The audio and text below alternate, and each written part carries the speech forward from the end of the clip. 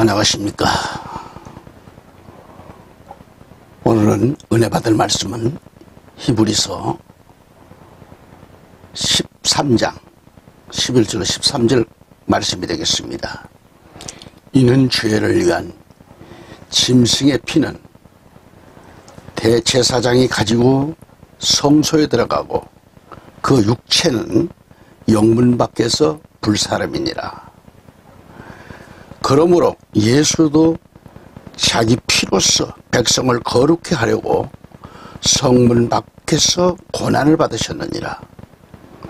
그런즉 우리는 그 능력을 치고 영문 밖으로 그에게 나아가자. 아멘. 킹제임스 성경을 제가 또 한번 읽어드리겠습니다. 이는 죄를 위해 대제사장의 성소에 그 피를 가지고 들어가는 그 짐승들의 몸은 진영 밖에서 태우기 때문이라. 그런즉 예수께서도 자신의 피로써 사람들을 거룩하게 하시려고 성문 밖에서 고난을 받으셨느니라. 그러므로 우리도 주의 수치를 짊어지고 진영 밖에 있는 그에게로 나아가자. 아멘. 오늘 말씀 봉독해드린 말씀을 보았듯이 영문 밖, 진영 밖 등으로 이렇게 번역이 되어 있는데요. 영문 밖, 성문 밖 이렇게 번역이 됐는데 13절 보면은 그런즉 그 능력을 지고 영문 밖으로 그에게 나가자라고 했습니다. 여기서 그 능력이란 뭘 가리켜요? 능력, 수치스러움을 가리키죠. 수치스럽다. 이 수치스러움을 말하는데 예수 그리스도께서 우리의 죄를 속하시기 위하여 대신 수치스럽고 그 아픈 고난, 그 능력을 성문 밖에서 받으셨다는 말씀입니다. 그러므로 오늘 제목을 보셨듯이 영문 밖으로 그리스도께 나아가자는 얘기입니다. 다시 말하면 대속의 주님이 나의 죄 때문에 고난을 당하셨던 곳, 그곳으로 나아가자는 말씀입니다. 13절에서 그런즉 우리는 그 능력을 지고 영문 밖으로 13절에 보신즉 그런즉 우리는 그 능력을 지고 영문 밖으로 그에게 나아가자는 이 말씀은 개혁운동의 선구자 존 칼빈의 설교의 요지이기도 합니다. 그 유명한 크리스토미나 모바트는 13절의 말씀을 가리켜 이는 성도들의 심적인 탈출 운동이며 이는 출애굽 운동이라고 그랬어요. 다시 말하면 세속주의에서 탈출하여 예수 그리스도 앞에 앞으로 나아갈 것을 가르치고 있는 말씀이죠. 구약 성경 레위기 4장 3절로 21절, 6장 23절, 또 16장 27절을 가보면 제사장이 1년에 한 번 지성소에 들어가는데 그날이 속죄일입니다. 이날 수송아지와 염소를 잡고 그 흘린 피를 받아 들고 지성소에 들어가서 자신의 죄와 백성들의 죄를 위하여 그 피를 뿌리는 거죠. 그리고 그 짐승의 사체는 영문 밖으로 가져다가 불살릅니다. 구약의 제사장이 속죄일에 이렇게 그 짐승의 피를 들고 지성소에 들어가서 그 자신의 죄는 물론 백성들의 죄를 사해 줄 것을 간구하면서 피를 뿌렸어요. 우리 예수님께서도 인류의 죄를 대속하시기 위하여 피 흘려 죽으셨죠. 그리고 제사장이 짐승의 사체는 영문 밖으로 옮겨와서 불살랐다고 하는 것은 우리를 대속적인 그 죽음을, 우리를 위한 대속적인 죽음을 의미하고 있는 겁니다. 예수 그리스도께서 십자가상에서의 죽음은 구원의 근원일 뿐만 아니라 은혜를 유지하는 원천이 되어 주셨습니다. 다시 본문 말씀을 보면 히브리 13장 13장 11절에 이는 죄를 위한 짐승의 피는 제사장이 가지고 성소에 들어가고 그 육체는 영문 밖에서 불사름이니라 라고 했습니다. 그러니까 즉 희생제물의 사체는 영문 밖에서 불살라 버렸다는 얘기입니다.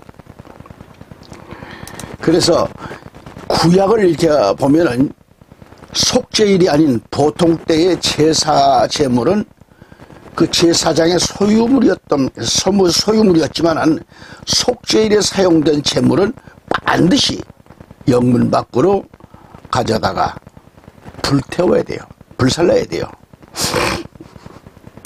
그래서 우리 예수님께서도 이 골고다 언덕,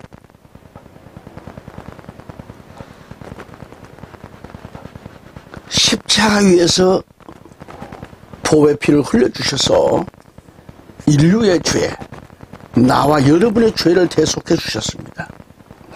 예수 그리스도의 그 고난은 예루살렘 성문 밖에서 받으셨어요. 자, 애청자 여러분, 우리가 진심으로 예수 그리스도의 이 놀라운 대속의 죽으심과 사랑을 몸소 깊이 깨달았다고 하면 우리도 그 능력을 지고 영문 밖으로 나가야 하는 겁니다. 예수께서 제자들에게 말씀하시기를 아무든지라 그러지, 지명을 하지 않고 아무든지 나를 따라오려거든 그렇게 말씀합니다. 아무든지 나를 따라오려거든 자기를, 조건 있잖아요. 자기를 부인하라는 거예요. 자기를 부인하고 자기 십자가를 지고 나를 따를 것이니라고 마태복음 16장 24절은 가리키고 있습니다. 뿐만 아니라 베드로전서 2장 21절에 이를 위하여 너희가 부르심을 받았으니 그리스도도 우리를 위하여 고난을 받으시고 우리에게 한 본을 넣으셔 너희로 그의 발자취를 따르게 하시느니라 그랬습니다. 말씀을 보았듯이 우리를 부르신 목적이 예수 그리스도의 고난의 발자취를 따르는 데 있었습니다. 우리는 예수 그리스도, 이 그리스도의 수친 능력이 무엇인가를 생각하고 우리도 그 수치스러운 능력을 짊어지고 영문 밖으로 예수님 그리스도를 따라가야 됩니다. 아멘. 찬송가 449장 1절에 이런 가사가 있죠. 예수 따라가며 복음 순종하면 우리 행할 길 환하겠네.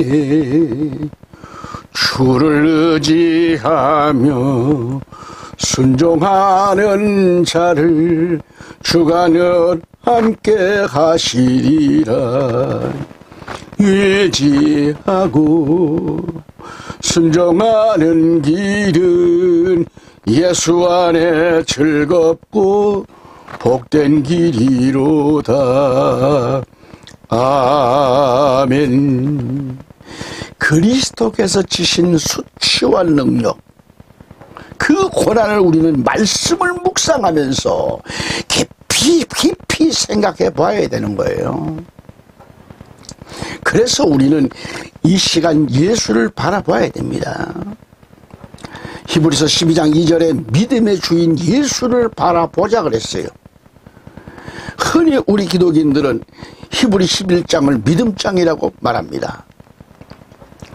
히브리 11장에 나타난 이 허다한 증인들의 삶 속에서 정말 이 삶 속에 지녔던 하나님에 대한 이 철저한 신뢰를 나타내며 예수 그리스도의 정말 그리스도의 지상생활에서도 그 예수를 찾을 수가 있습니다.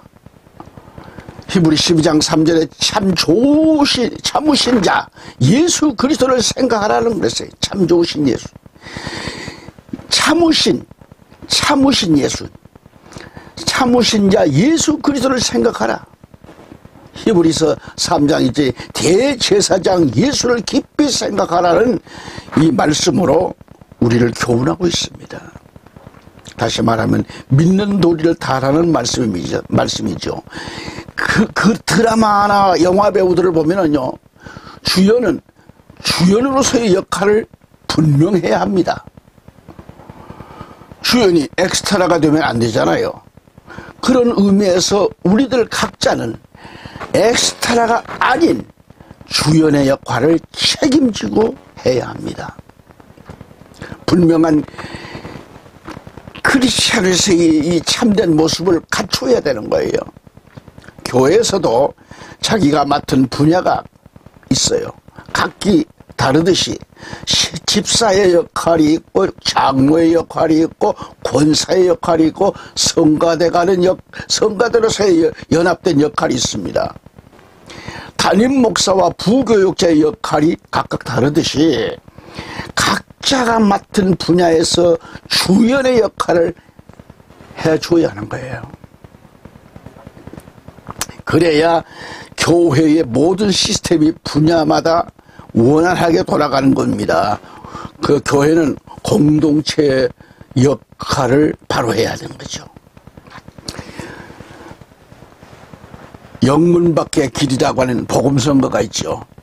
서쪽 하늘 붉은 노을 영문 밖에 비치누나 연약한 두 어깨에 십자가를 생각하니 머리에는 가시관 몸에는 붉은 옷 힘없이 걸어가신 영문 밖에 길이라니 한 발자국 두 발자국 걸어가신 자욱마다 뜨거운 눈물 붉은 피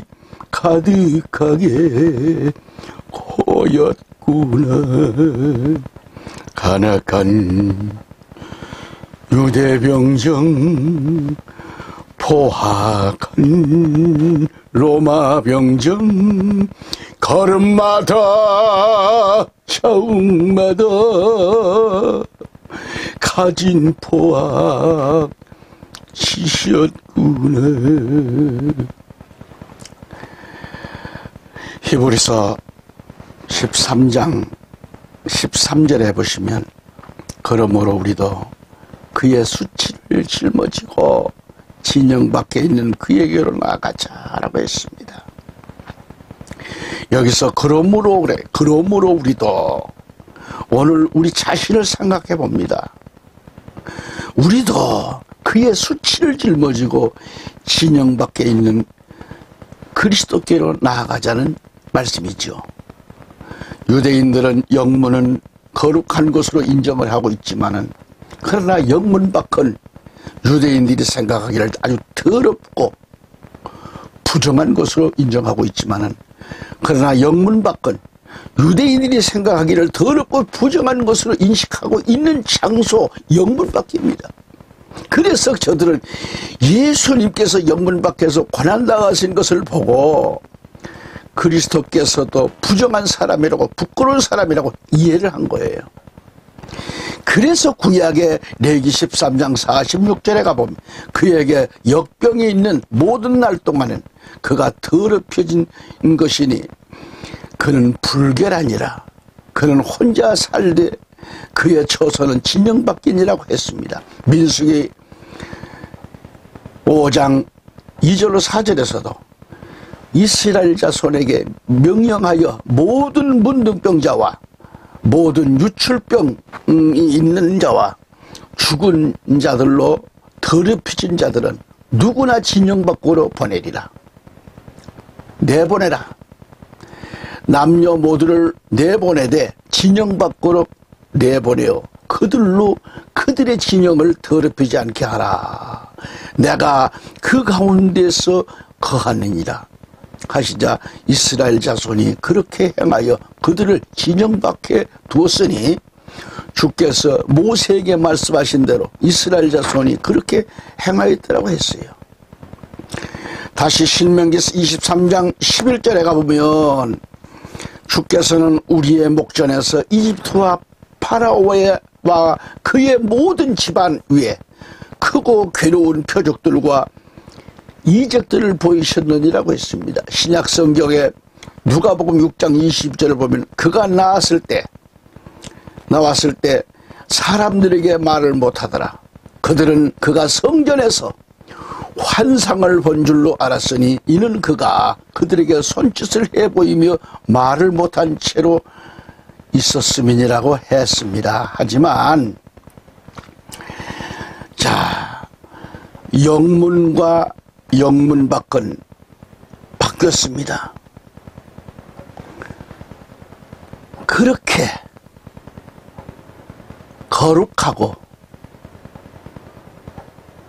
거룩하다고 말한 그 영문은 부정한 것으로 바뀌었고 그토록 천하게 여기고 부정하게 여겼던 영문 밖은 거룩한 것으로 바뀌었습니다. 왜 그렇게 되었을까요? 왜?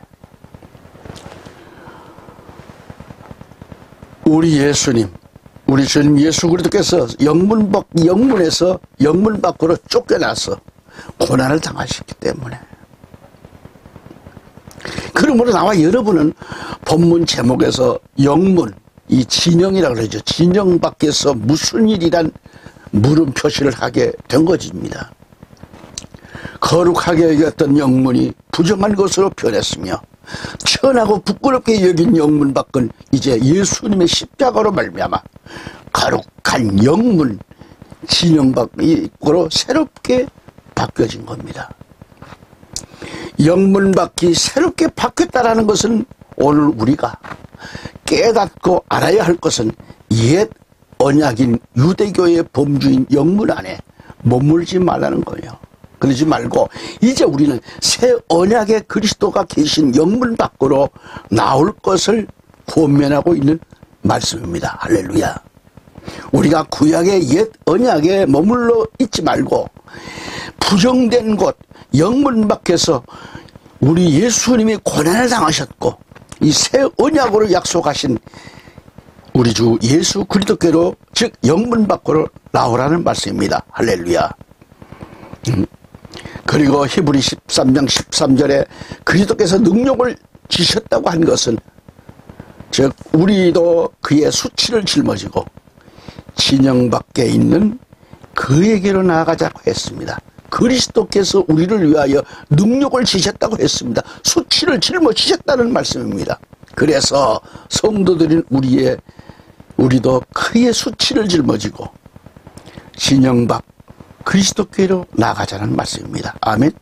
예, 청자 여러분, 나와 여러분은 율법인 유대교를 떠나서 예수 그리스도와 연합하기 위하여 그리스도의 동일한 아픔, 고난을 받는 것입니다.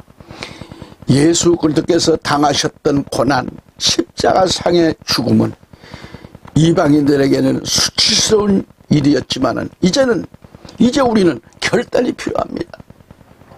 우리는 그리스도에 나아가기 위해서 그리스도께서 당하신 동일한 수치와 치욕으로 이해되었던 십자가를 질고 그의 고난에 동참하는 겁니다.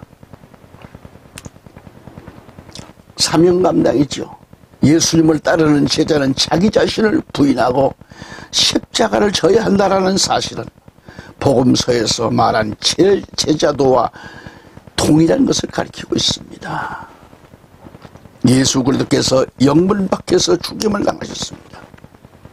그렇듯이 우리는 이제 세상에 있는 저들 속으로 들어가서 생명을 내줄 수 있는 각오로 그리스도께서 계신 영문 밖으로 저들을 인도하여서 구원받는 역사가 일어나자는 그런 취지의 말씀인 것입니다.